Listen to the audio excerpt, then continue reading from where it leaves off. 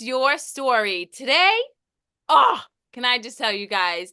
I felt this man's energy from across the gym, and I'm like, I need to know him. Fast forward a few visits, and luckily, the universe put us in conversation. And it's now my privilege and honor to have Jorge Sierra, aka Wheels, coming in hot with his story. Jorge, thank you so much for being here. Thank you. Thank you for having me. Super excited for this conversation.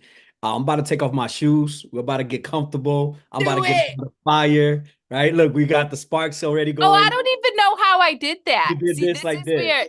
Yeah. you So know if you what, go we like gonna keep this, it. you're good. Yeah. I love it.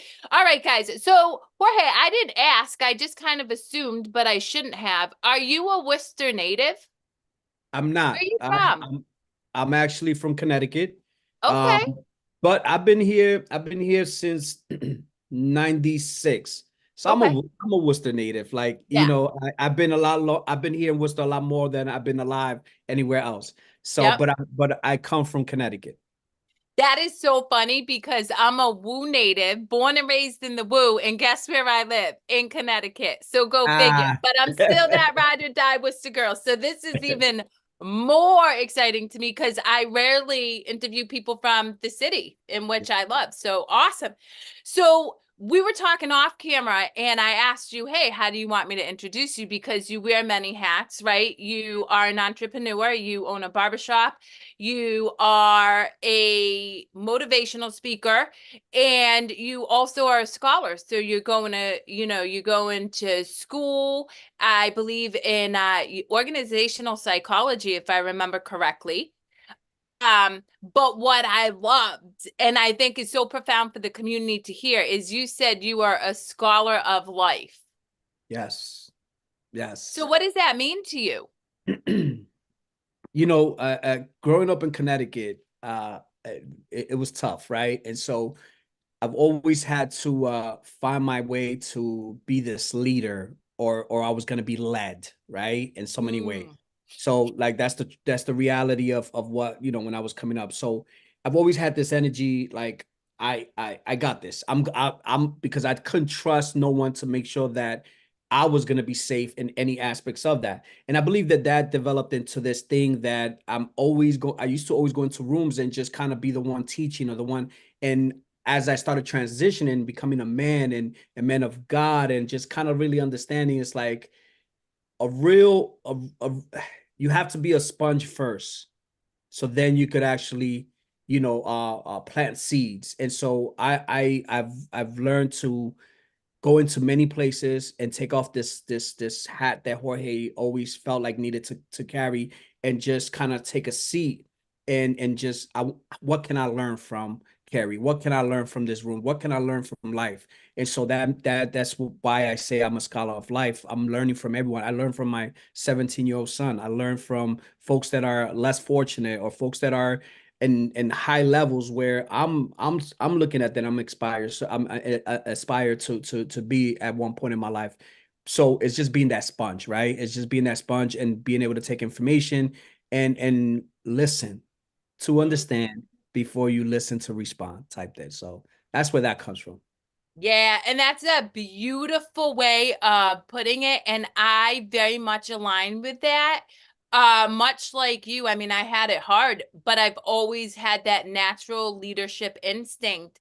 It wasn't until I stopped to listen and to just get curious. The best way is just this place of curiosity that I was actually able to affect massive impact within my teams. And then, much like you, I have high aspirations, and the only way I'm going to climb is to learn from people who've already done it. So that is amazing. Thank you. Thank So, you. for those of you who don't know, you're in a wheelchair right now, correct? Yep, they call me Hot Wheels.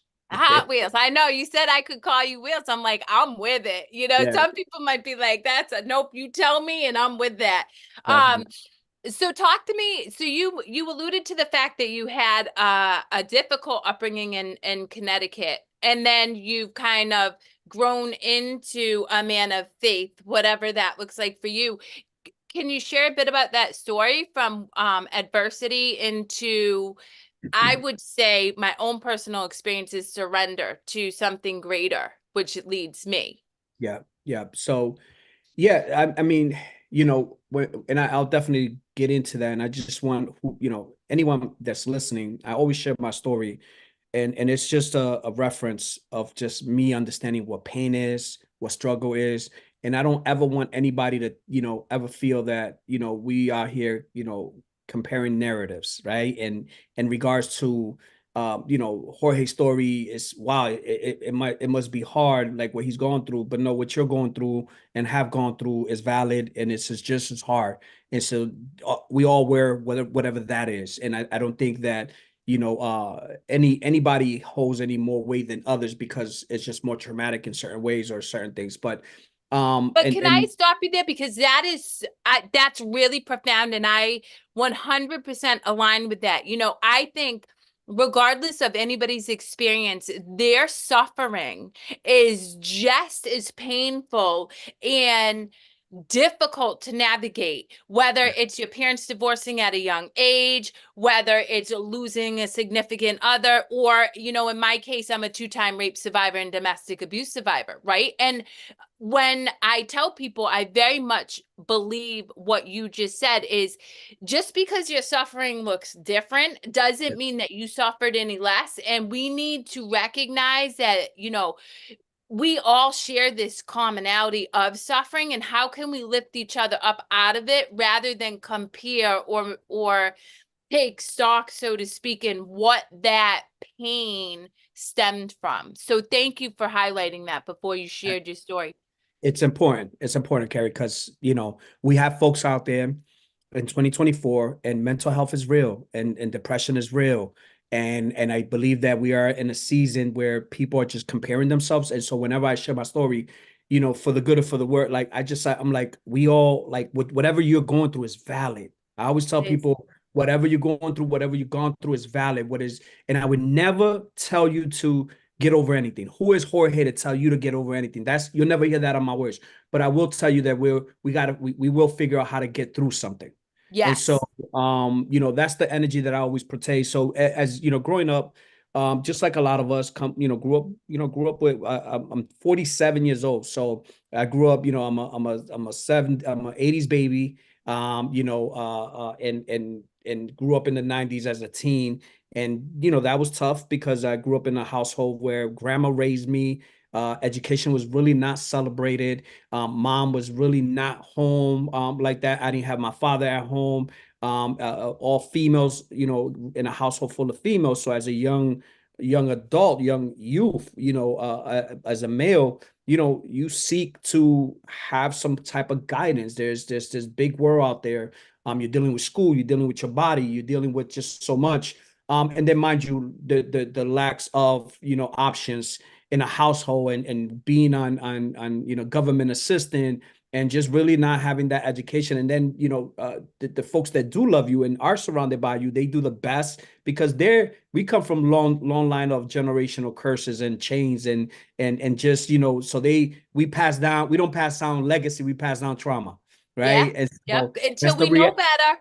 and so we know better, and it stops with us, right? and Yes. and so by the time I was let me take a step back. I did have two male figures in my life. One was my grandfather, my uncle, but they were both heroin addicts. So by the age of 6, I would run into certain rooms and see them with needles in their arms, and just all this. And so that started becoming, as many of us, we identify with our surroundings. We feel that our environment, we are what we are surrounded by.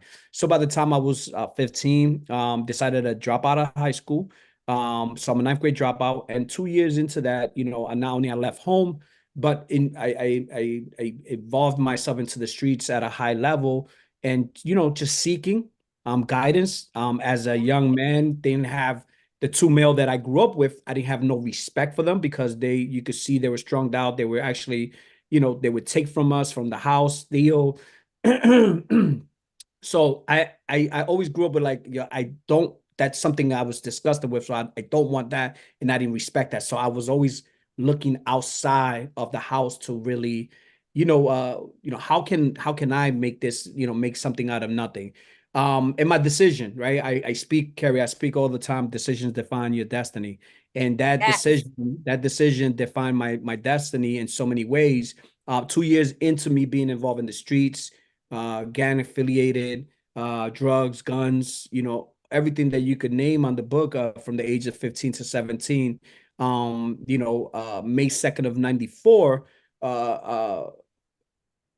take it a month prior to that, May 2nd of 94, I was actually in Bristol, Connecticut. I was walking downtown Bristol, Connecticut. So I was going by the police department of Bristol, and the police department has the police department's on the first floor, courthouse of the Bristol courthouse is the second floor. And so as I walking by, I stopped, and I started talking to someone that was actually in the front of the building. They were there going to court for whatever reason. But as I was talking to them, I didn't know that a couple of minutes prior to that, they were outside playing with a cap gun. So they called the cops, and they reported that there was young man in front of the police department courthouse with a gun. So they, officers literally just walked out the building and put us against the wall. And as they put us against the wall, obviously they didn't find no gun because there was no gun, but they found crack cocaine on me. I was actually had just, picked up some drugs, and I was on my way to go make some sales. And, that was one of the most idiotic moments in history as a criminal. Because they literally, Carrie, they just walked me inside the building, right? I There know, was that's wild. Yep. I yeah, so when I share this with the young, the young youth, it's like think about what that really what I did, and how I positioned myself in a silly situation, where nothing good came out of it. Mind you, I had to go to court, and I got, for the grace of my grandmother at the time, she bailed me out. So I had to go see the judge a month after that. That lead us to May 2nd of 94. May 2nd of 94, I'm 17. I still have to go with someone, an adult. So I go with my mother as I go into the courtroom, to the building, police department on the first floor. So I walk upstairs to the courthouse, and I sit there, and I'm sitting in the courtroom. I look over my shoulders, I hear a door open, and there's four individuals, and these are rival gang members. So they start throwing gang signs. I get into it, a verbal altercation, breaks out, which ultimately turned into a physical altercation. My Within mom, the courtroom? inside the courtroom, Wow. inside the courtroom, Wow. right? So Yeah. that let's take a step back. This is why I talk to, not so much. My message is always for the youth, but this is for everyone. We get into this space, and we're so upset of our situation, and shortcomings, that we get into this "I don't care" energy. Like, oh, I don't Yeah. care.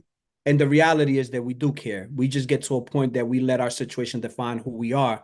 And at the moment, I'm not processing, because I'm like, you're not gonna disrespect me in front of my mother. The Yeah. reality is this: was it really Yeah. about my mother? No, it's ego. Yep. Absolutely. Ego, it's anger, Yeah.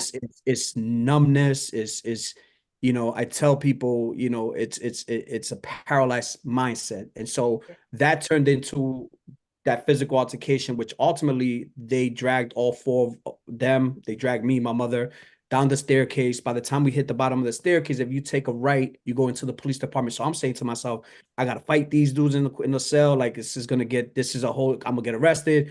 To my surprise, they actually took a left at the bottom of the staircase, threw all of us outside. And at that 12 o'clock in the afternoon, I got gunned down. I got shot multiple times in front of my mother, at the doorsteps of the Bristol Courthouse Police Department. And it changed my life. It changed my life instantly. Changed my life instantly. And so Yeah. I imagine. that right there has been the catalyst to where we at right now. And this is where I tell people, Carrie, when people meet me, then they first, they like, I'm sorry, because I get it. So I smile. I'm like, why are you sorry? They said, well, you got to deal with that witch. And I said, the crazy thing is that way before I got put in a physical chair, I had what we call the paralyzed mindset.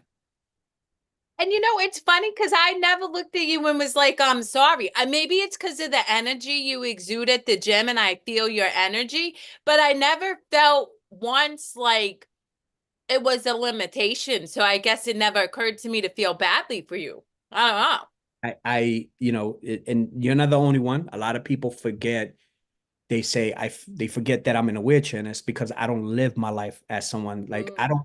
I'm not a cool wheelchair guy, so I don't know how to fix the chair. I don't have the cool get gimmicks. Like, and the folks that been in the wheelchair, they're like, "Yo, how do you?" I'm like, "I don't know. I just never.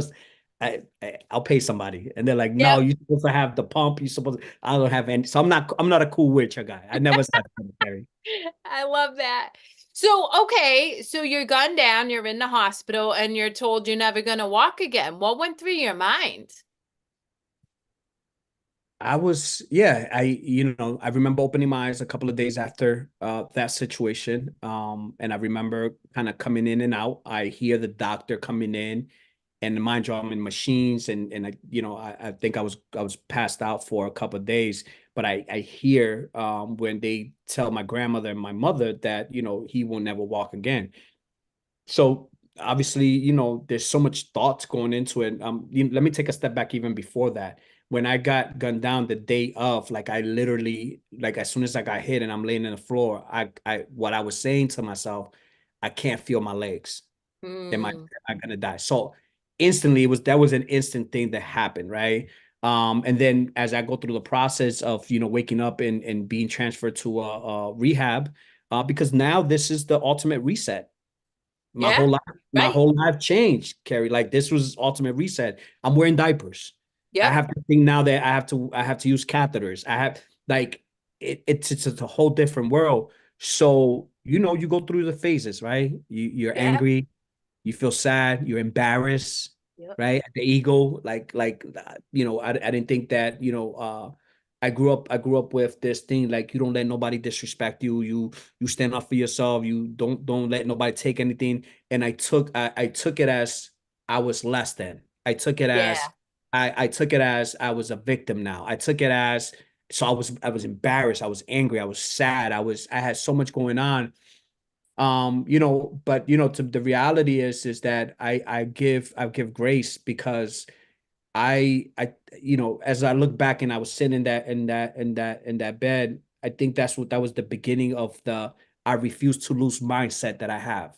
I believe Mhm. that one part of me died, but another one was created through that transition. And so when people tell me right now, like, how you a husband, father, entrepreneur, you're a full-time student, you're chasing a degree, you're doing, I'm like, because the worst stuff's already happened. I've already like there's nothing in life that I'm gonna go through besides losing my life at this point. But Yeah. anything that's been close to what I experienced, it's a win for me. And Yeah. so this whole energy of I refuse to lose was created through that process. That's beautiful.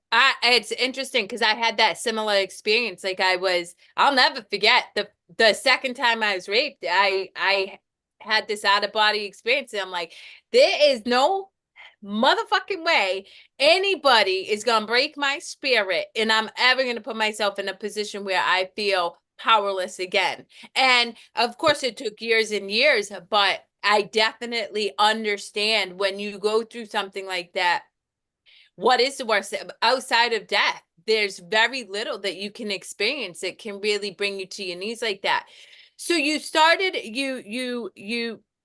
get this mindset shift change. Now you're having to relearn how to navigate life in a wheelchair. Where did your faith come in? Where did you start to lean into whatever? So you mentioned God. So whatever your faith or your higher power is. Yeah. So that's a good question. I've never been asked that. That's a really good question. And I'm someone that don't push my beliefs on anyone. I didn't grow up with faith. I actually grew up in a household where we actually did Santeria. So I don't know if you know what Yep, I Santeria is. do. Yes, yep. I grew up with heavy. Like when I tell you, and around the age of 15, I was like, I don't know. I don't know. Like, and mind you, I didn't know no church or nothing, but I'm like, that can't be godly. That can't be of God. Like Yeah. that was just my personal take from just looking at the environment in my family, and we came from generations of that. So mind Yeah. you.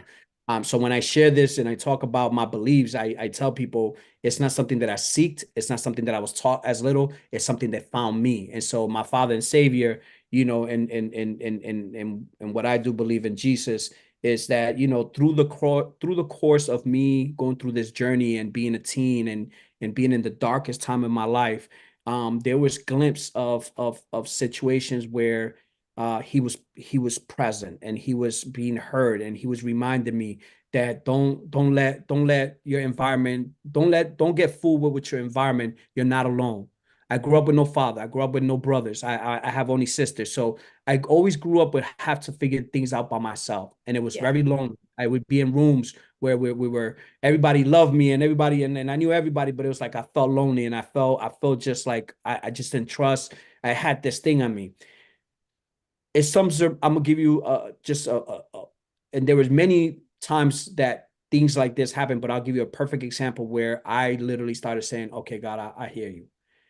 The day prior to me getting gunned down, I got gunned down, I believe May 2nd was on a Monday. The day before that weekend, I was having, I was affiliated with a group of, individuals from the city. So we were very known, and we were camped in a certain project. And I remember that weekend we were having a celebration, somebody's birthday, and within the people that I was affiliated with. And I remember several people came to me, I think like two or three girls, at different times, like, be careful. I had a dream. I be careful. Something's gonna happen. There's gonna be, I like something's gonna go down. And I'm like, yo, cool, no doubt. So, we had the party on Friday, on Saturday. I put posts. So meaning when I mean posts, I mean I had certain people just standing, in certain area, making sure who came in, who came out, because the lifestyle that we were living and just what we were involved with, it was messy. It was messy, and we understood that, anything could have happened at any time. So we had the party celebration. I believe I wake up Sunday morning. It was like around noon. I walk out the housing project apartment, and as I walk out from that house, there's a picnic table. And there's two young ladies sitting there, and they're talking. They don't know who I am. I don't know, to this day. I never knew who they are, but they were just sitting there talking about God. And I'm smoking a Newport, and I'm sitting there, and I remember overhearing, and they're talking about how God would forgive you, and he will always, just be there. And they're having this whole conversation. I jumped in there and I said, and I just smartly remarked it, said, he would never forgive me, right? He would never, Mhm. like, I don't know, God. Like, I'm like, I don't know what God y'all talking about, but he's not rocking with this kid. I come from, mind you, let me say this. I became a product of my environment, but I've always had a good heart. I Yeah. never, I don't never wish nothing upon nobody or did anything that didn't feel like it was properly, in position for me to defend myself and the people that I love. So that was about 12 o'clock that Sunday morning. Now, mind you, after they were like, nah, that's not true. God will forgive, he's going to love you. And I was like, oh, cool, smoked a cigarette, kept it going. 24 hours after that, I get gunned down on Monday, 12 o'clock. Now, Yeah. do you understand that the reason I didn't die and pass away that day is because the actual ambulance was having lunch on the scene. There was an ambulance. Wow. They were having lunch on the scene, and they were on the scene when it happened. So as soon as it happened, they got out and they were able to attend to me and take me through Lifestar. So, that was a glimpse of like, I'm here. Yeah. I'm with you. And so a lot of people could say that was luck. I say that was faith. And what's faith? Faith is something that you can't see or touch. But I believe whether it's the universe, whether you believe in the universe, whether you believe in Allah, you're Buddhist, whether you believe in Jesus Christ, whatever your belief is, because we're not here to do that. That's your prerogative. Just like if you vote for somebody Democratic, like that's your Yeah. belief. That's for you to stand on that and only for you. But I also believe that for us to navigate it through life, you have to have a bigger calling in the sense of faith. And there's got to be something bigger than us. And this is why a lot of us don't find the purpose in what we're doing and why we get up every morning. And when you don't make it bigger than you, that becomes a challenge. Yeah. Well, it's so interesting. So I, like you, I'm incredibly spiritual. I, like you, was led to spirituality, but because I come from a family who are left brain thinkers from academia, who need logic, who need proof, I studied quantum physics. And if you study energy, literally physics tells you we live in a conscious universe. Yeah. Whatever that looks like, I don't care if you believe the person is purple, but we do live in something that we cannot comprehend. And when you can surrender yourself to the not knowing, and I think this is where most people get hung up, right?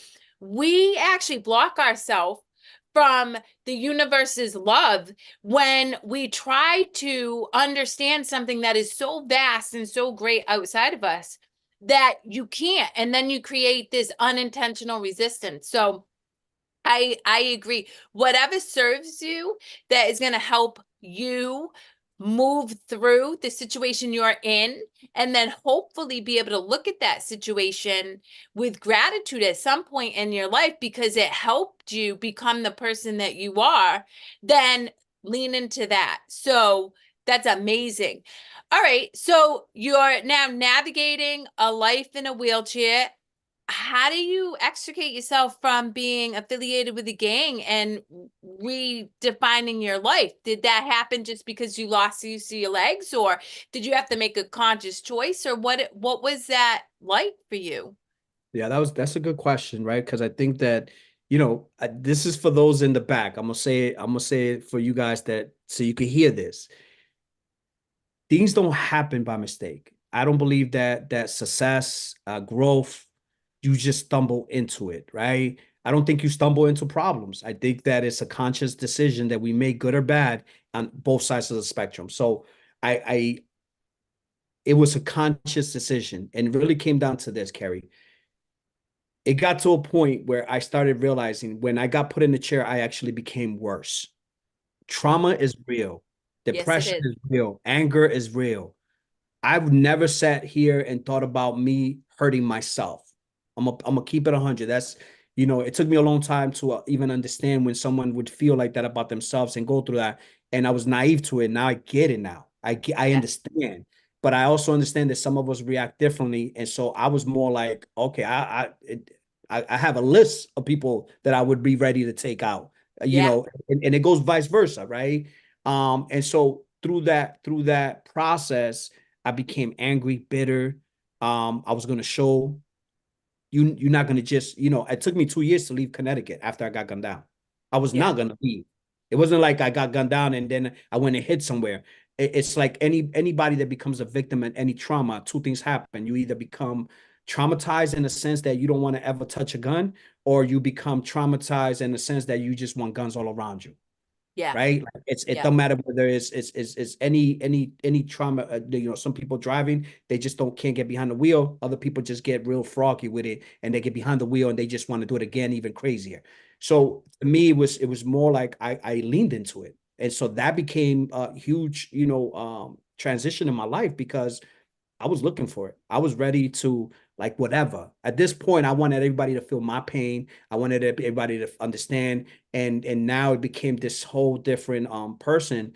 And as I start really, this is why I give the grace to God, just awareness. The one thing successful people have in common is self-awareness. And so when we operate off of the programming, what do I mean by the programming? Subconsciously, our brains are not wired to make us successful. Our brains are wired to make us safe. And so Right. naturally, the brain is going to tell you, Jorge, don't touch the stove because you got burned when you were 5 years old. The reality is this: I'm a grown man. I know how to navigate the stove. Yep. And so I don't have to be scared of the stove. I just got to be cautious of the stove. And so a lot of times we make decisions off of that programming and we isolate ourselves. We stop doing what we're supposed to do.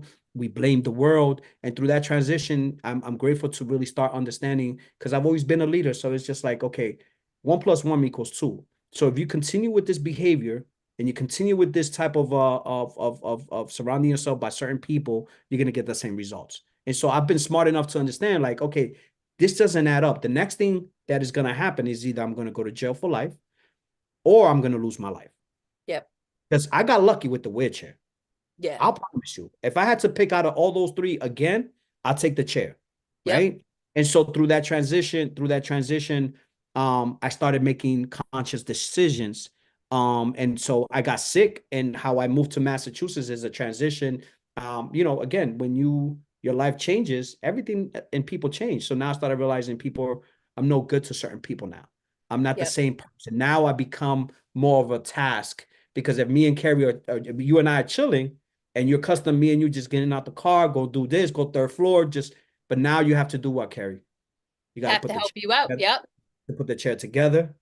Now, so now, even though in the first couple weeks, maybe the first couple months, you're cool because we're cool, but now I'm starting to visually, I'm starting to I'm starting to really see how it bothers people, how it Yeah. becomes a burden, Yep. and that within itself was just something that really even, it's like wow, like, and it really started showing me who was around me, and so that transition, it took a couple years. I'm not gonna lie to you. I think that we forget. We see people in high places or doing high level things, and we think that it's like it must be great to be, but we don't understand the backstory of how people got there. And it took me years to, number one, start really operating off the man that I was destined to be, Yeah. and not the man that I became because of my situations, if that makes sense. Yep. So let's talk about that because you're right. I think so often people think, okay, you go through this hardship and then all of a sudden you have this mindset change and it's easy, but it's not easy because now you have to learn how to navigate the world from a different mindset, and it's messy because you have this duality of old behaviors striving to want to do and lean into new thinking and new behaviors. What When did you start to look at yourself and say, wow, I've really made a profound shift in who I am? Because I Yeah, feel like for me, it it took me years of doing work, and then one day I looked and I'm like, I'll never forget, I didn't react the way I would have to a similar situation that at one point I would have popped off on. And I was like, oh damn, that all that stuff I've been doing really worked. So did you ever have that experience, or did you just kind of just keep building momentum, which is really what we do once we start on this path? If you keep going, you'll build momentum and it goes quicker and quicker. yeah, it was both. It was both, Carrie. So as you say that, I have this story. For those that don't know, I'm a barber by trade, and so I've been cutting hair for over 25 years. I've been in the witcher for 29 years. So I actually dominate an industry that consists of standing up instead of sitting down, right? And so we are in business over 20 years now. And so when I started barbering school, and mind you, I was smoking a blunt driving Yep. by the school. I seen a young lady, told dude that I didn't even know him. I don't know how. We just probably went on a blunt ride, and I tell him to stop, and I started talking to this young lady, and she was like, "Bro, like leave me alone." And I was like, "Nah, but you're a nurse," because she's dressed in white. Conversation turned into that she was just letting me know that's a beauty school. I went in Oh, there. So this look how life is. And so I it told dude, is. I was like, yo, put my chair together. I just want to go check. And I'm high. Shorty's like, leave me alone. And I'm like, nah, but let's talk. Like, and she was like, I'm not a nurse. I do hair. I was like, hair.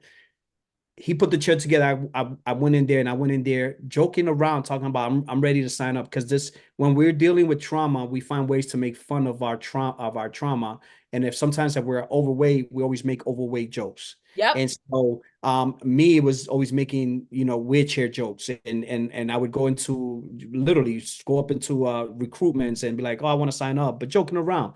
And I've done this multiple times. It was just how I dealt with me being in the chair and making a joke out of whoever I was talking to.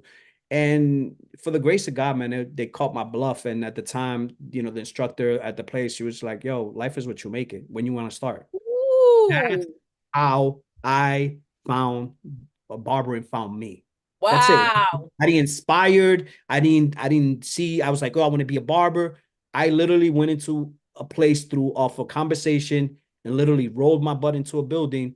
And that person was operating off of their purpose, and they were able to really pour into me. And 20 something years after, here we are. I'm a product. That lady still, she's a mother figure to me, and I still share with her. So to answer your original question, it happened when I was in barbering school and I had just started. And my first client on the clinic floor that I was supposed to do, the gentleman comes in, the instructor, Miss Jill Quinto. Shout out to Miss Jill Quinto, my mother, my mentor. And she came in, she said, "This young man is gonna take your cut." And he looked at me, he looked down, looked back up me, he laughed. Now, mind you, Carrie, like where I come from, like that's just not only a lack of disrespect, but like I promise you, I was gonna bash him aside the head, and so I Yeah. was offended. I'm a little darker. I have a complexion. I'm a little caramel. I blushed because Yeah. that's how embarrassed I was.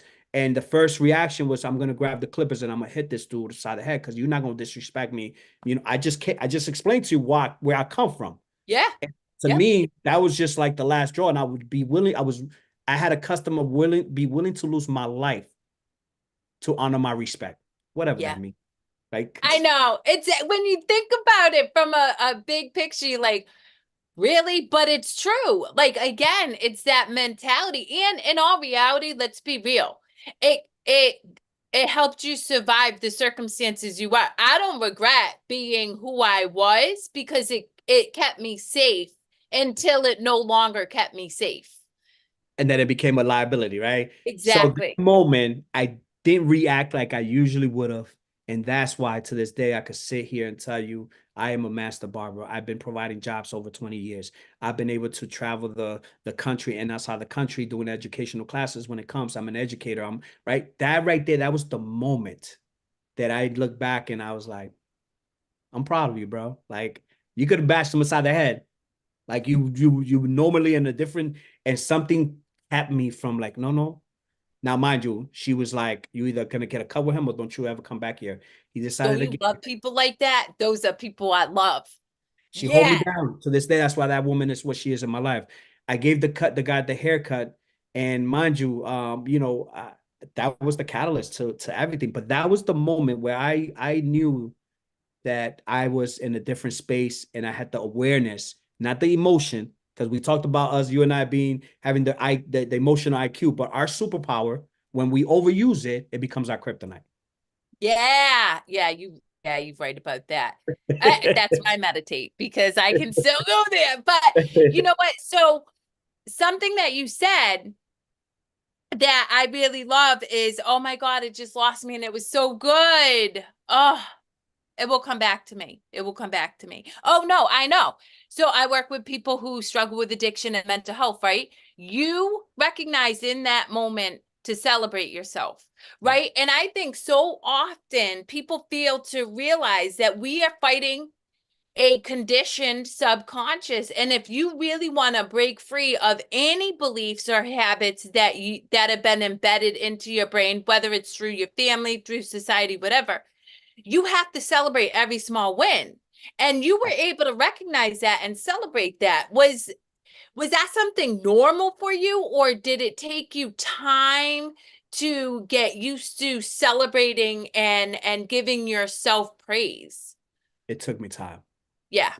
because, mind you, let's be honest, that had a sour taste to it. I just Mm. let somebody disrespect me. Yep. In my head, I'm like, what are we doing? But then there's this other voice like, no, no, no, no, no, no. That's why we always get in trouble. That's why we make decisions, and that's why and so it was just this conversation within myself and the old Jorge. I call him George because I didn't start Yeah. using Jorge. I didn't start using Jorge until like about 5 years ago. Mind you, that's my Wow. name. But Okay. I never use Jorge. I've always been called George. So that Yep. I always say, my wife says you have multiple. You have George, you have Jorge, and you have G the Barber Wheels. And there's like you can see all different of these personalities in there. So when George comes into play, it's like and George doesn't exist no more in my spirit, right? Yeah. But I remember then having that conversation amongst those, like just that awareness, and I'm like, nah. So it didn't feel good. Yeah. It was a little, it was soured, and it took a while to start really seeing the receipts and the impact that my decisions are making in my life and how I was really winning. Yeah. I'm really a barber now. I own a business. And so I would never been talking about that in Connecticut. I would have never, and let me take a step back, and I want people to understand this, right? There's patterns in how you do things. So mind you, I moved from Connecticut to Worcester, and I started hanging with the same people. Yeah.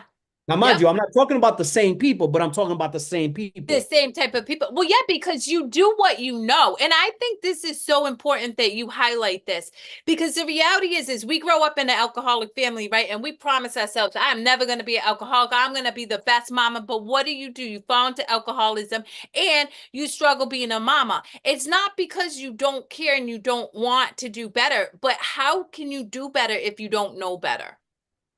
Yeah. Amen. Yep. Yep. So yeah, it's real. So it took a while, and but the more if and I want folks to understand that when you see something good and you get results, keep hitting the tree in the same spot. Keep hitting the Yes. tree. That was the recipe for my success. Is that I people say, Jorge, but I don't know what I want to do. Well, I want you to remind yourself you do know what you don't want to do. You do know what Yes. you don't want in life. You might not know what you want in life in a positive way, but we also know that we don't want to be broke. We don't want to have lack of options. We don't want to be in position of not having control of our own life. And in those situations, then you start thinking about, okay, what is on the other side of those?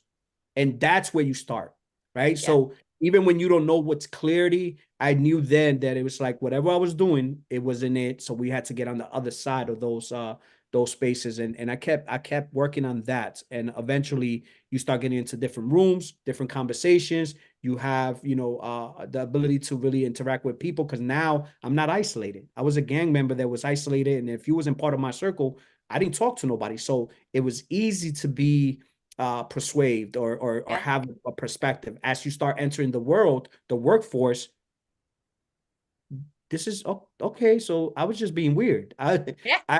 I was hanging out all night and sleeping all day. Like no, they like if you're not winning the morning, going to work out, you're not really building your future. Then yeah, that's not normal. And so it took a while, but we eventually got there. Yeah, so let me ask you this, because I was having this conversation with somebody earlier today. Would you say that having disciplines in your life helped you build the life that you are building and helping you achieve the goals that you have for yourself? You're not gonna win in life without discipline, in Yes, my opinion. I agree. Some And of us are sweet at what they do.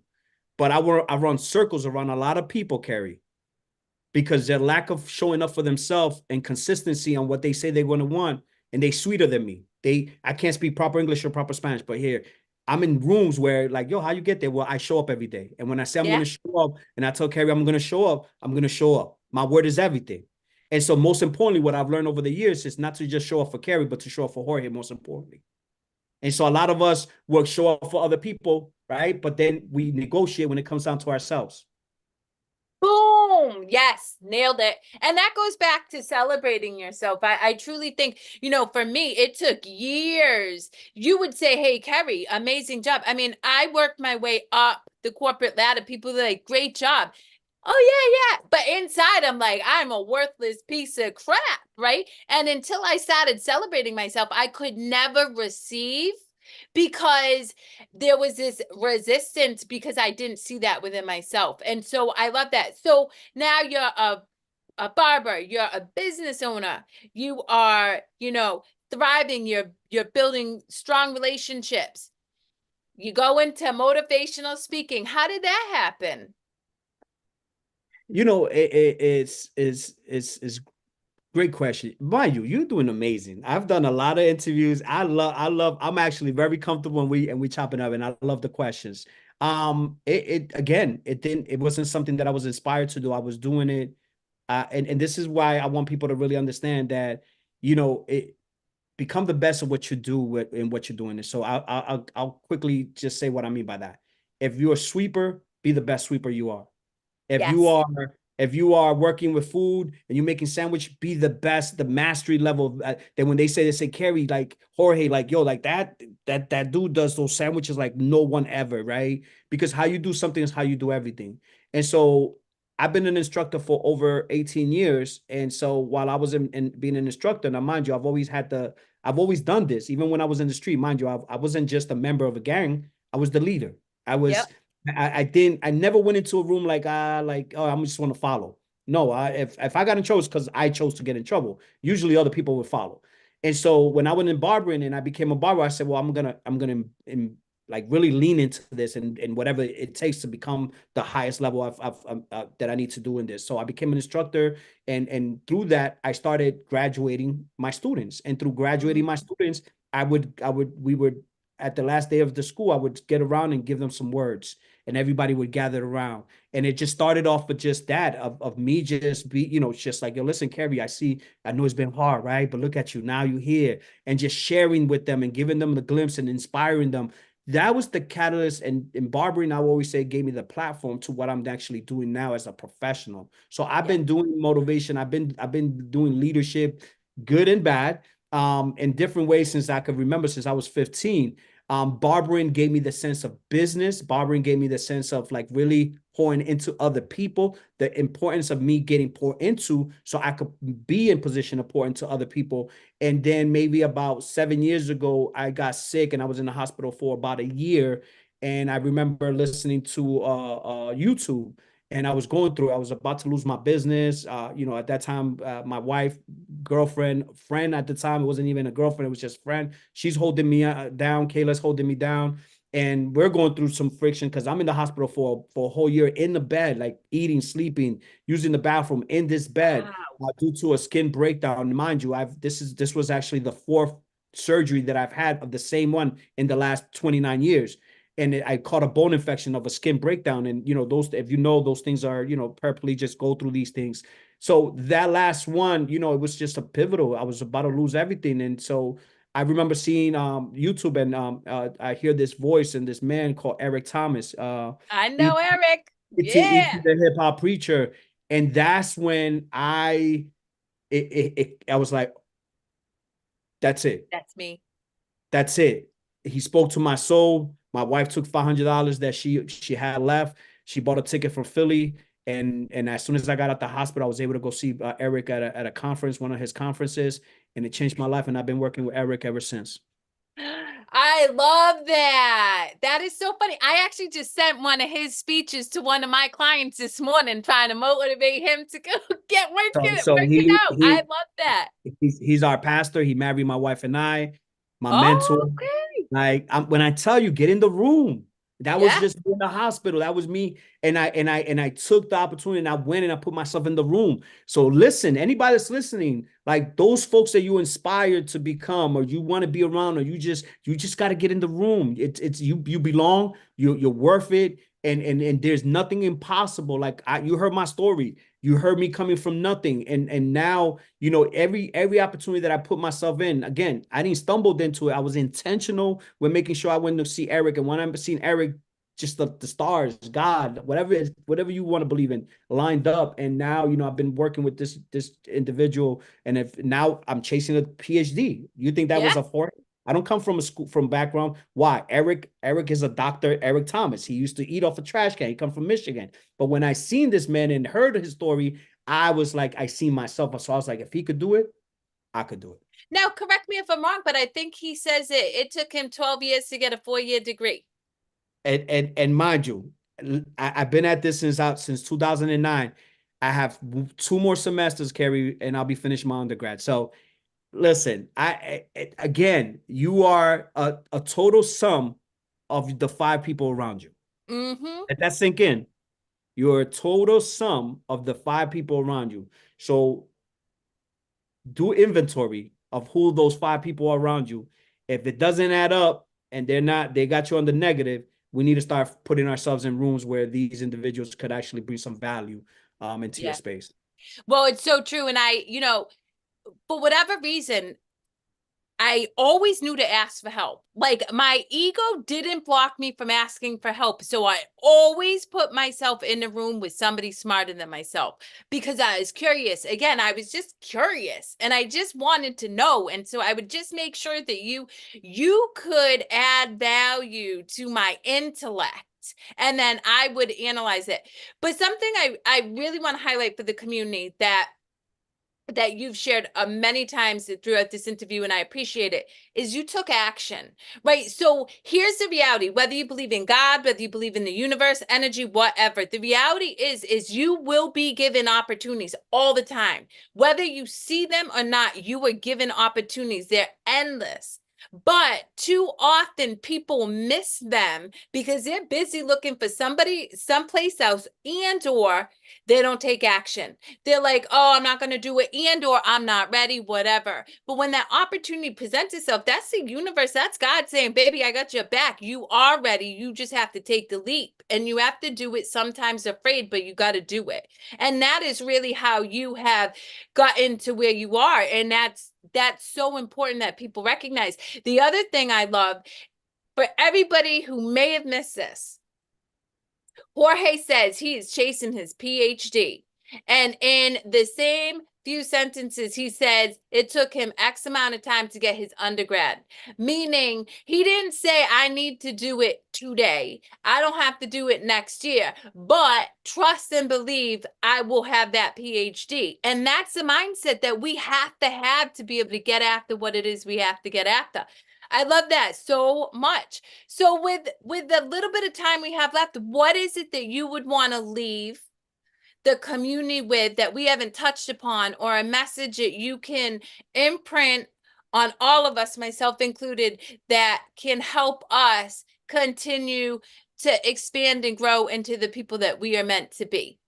Yeah, yeah. I think that as we close out, I really want everyone to understand this. You touched on it, Kerry. You highlighted it's a mindset. And some folks might be saying, well, yeah, it's easy for you to say, right? Because you had some opportunities. You don't know what I'm going through. And I want you to understand that watch your mouth. And what I mean by watch your mouth is watch what you say to yourself. The most important thing that you're gonna ever hear is what you tell yourself. And I need y'all to really understand that. And half of y'all won't even talk to your enemies the way you talk to yourself. So that's number one. Like you belong. If you're here, that means there's still a purpose for you to in this earth. Number two, stay ready. Right? A lot of y'all, preparation meets opportunity. And that's what's happened, is that you guys tend to want to practice when it's game time. Yep. So don't we fumble opportunities because now we don't know, maybe could have, no. You start doing the work now and get clarity on what that is. So then by the time that opportunity, because the opportunity will come, you are ready for whatever that opportunity is. Number two, it's not the PhD. I don't, if you know me, I don't believe any piece of paper makes me. I know a lot of folks with PhD and they're broke. So please listen to me. A I know piece of a lot of PhDs who have no emotional intelligence. You already know. Yo, I know. But we're gonna have to do a whole different podcast on that one, right? We're gonna have to, I'm with it. but just understand this for you guys that are listening to this. Don't lose track of what we're saying here.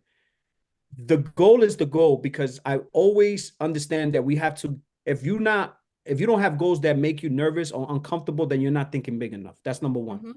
Number two, it's not the piece of paper that I'm gonna get when I achieve that goal. It's the process of getting there, which is gonna sharpen me. The fact that Jorge is a ninth grade dropout, I can't speak proper English or proper Spanish. I prefer to talk to 10,000 people at once, but not write a piece of paper. That right there is going to take me to the next level. And it's not easy. Some of y'all get, stage fright. I eat that up. I will get in front of 20, 30, 40 and be like, okay, this is what I'm supposed to do. But being in a classroom setting where I don't have no interest of that piece of paper, but I do have an interest is the growth that I'm gonna getting through the other side of getting that degree is what I want you to really understand. The process is the boring part. The process of going in the gym day in, day out, being consistent on what you say you was gonna do, eating right, making decisions that even though you didn't make a good decision yesterday, get off that and just make a good decision today, right? That's called a mindset. And I tell people that's when I really activate what we call the I refuse to lose mindset. What does that mean? That means that anytime I have to reset, I will reset. What does reset mean to me? That whatever happened yesterday, an hour ago, a minute ago, it's not valid no more. So now I have another opportunity to make sure that I readjust, make whatever adjustments I need, and I pivot into that goal. So get out your way. Stop thinking that someone owes you something, because nobody owes you anything. What you've gone through and have gone through and might continue to go through is valid. I would never tell you to get over something, but you definitely got to figure out how to get through something, right? Yes. So once you start taking those things into consideration and really start understanding and chew on that, I promise you that combinations of awareness and call of action, you're going to get on the other side of whatever dream God had put your universe, whoever you want to believe, or even just yourself. Understand that there's nothing that is impossible for you to achieve, as long as you're willing to get comfortable with being uncomfortable. Such so beautifully said. And I can totally piggyback on that, but it was just an unbelievable honor and privilege and joy to speak with you. I look forward to round two because this was just too good. Just, Whenever dropping it you, there. whenever And you, speak. yeah. So I will put your information when I post this video. Anybody, if you are inspired by Jorge's story, if you're looking for a speaker, if you're looking just maybe for some inspirational words, reach out, follow him on Facebook. I'll have his links. And thank you again so much for your time, Jorge. Carrie, before we go, thank you. Thank you for trusting me on your platform. And thank you for doing what you're doing to the universe and putting that positive energy. So it's an honor and a pleasure. And I'm looking forward to continue to grow with you. Thank you. Definitely.